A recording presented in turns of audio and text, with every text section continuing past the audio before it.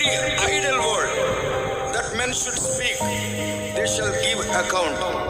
ఇప్పుడు మనుషుడు పలికే ప్రతి వ్యర్థమైన మాట, ఐడల్ వర్డ్ అంటే నాన్ ప్రొడక్టివ్ వర్డ్, అది మనకు హాని చేస్తుంది.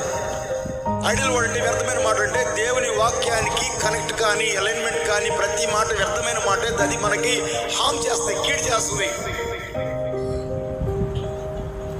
ఏమంటే మనుషుడు లెక్కపు చెప్పాలి అని ఉంది కదా, అంటే ఆ దినాన్ని ఏదో నిత్య ఆ యొక్క పరలోకం వెళ్ళేటప్పుడు అక్కడ ఆ యొక్క జడ్జిమెంట్ రోజున ఆ యొక్క ఒక రోజున తీర్పు జరిగింది, ఆ తీర్పు దినమందు ప్రతి మాటకి లెక్క చెప్పాలి అని అనుకుంటున్నారు. అదొకటే కాదు, ఇంకోటి ఏంటంటే ఆ లెక్క భూమి మీద కూడా జాగ్రత్త గుర్తుపెట్టుకోవాలి. అది దేవుడు వాగ్దానం చేసింది నెరవేరకుండా పోవడానికి, అది పరలోకంలోనో లేకపోతే నరకంలోనో లేకపోతే జడ్జిమెంట్ రోజునో కాదు, అది అప్పుడే కాదు, భూమి మీద ఇప్పుడు కూడా అది నెరవేరకుండా పోయే ప్రమాదం ఉంది.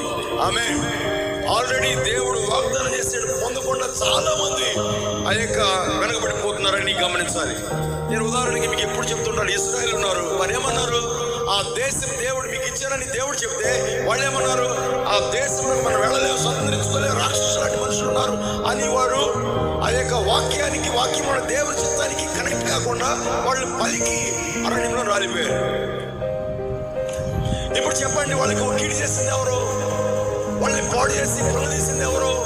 అంటే ఆ యొక్క వ్యర్థమైన ప్రతి మాటకి వాళ్ళు తీర్పు పొందింది ఎక్కడ?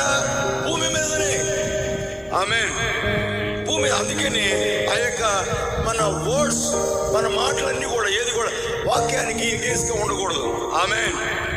చాలా మంది అక్కడిక్కడ పరిగెత్తా ఉంటారు, కానీ ఇంతకు ముందులాగా ఎలీషా ఒక ప్రవక్త, ఏలియా ఒక ప్రవక్త, మోషే ఒక ప్రవక్త, దావీదుతో మాట్లాడేవాడు దేవుడు అని కాదు. ఇప్పుడు ప్రతి నోరు ఆ యొక్క దేవుని వాక్యానికి అలైన్మెంట్ అయిన ప్రతి నోరు ఏమై చెప్పండి, వాళ్ళు ఒక ప్రవక్త.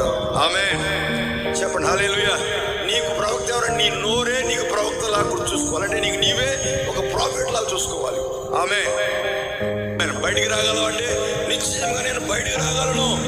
గాఢాంధకార లోయలో నేను సంచరించినా నేను భయపడను, ఎందుకంటే ఆయన నాకు తోడున్నాడు అనే ఒక గ్రహింపులో నీ మైండ్ సెట్ చేసుకోవాలి.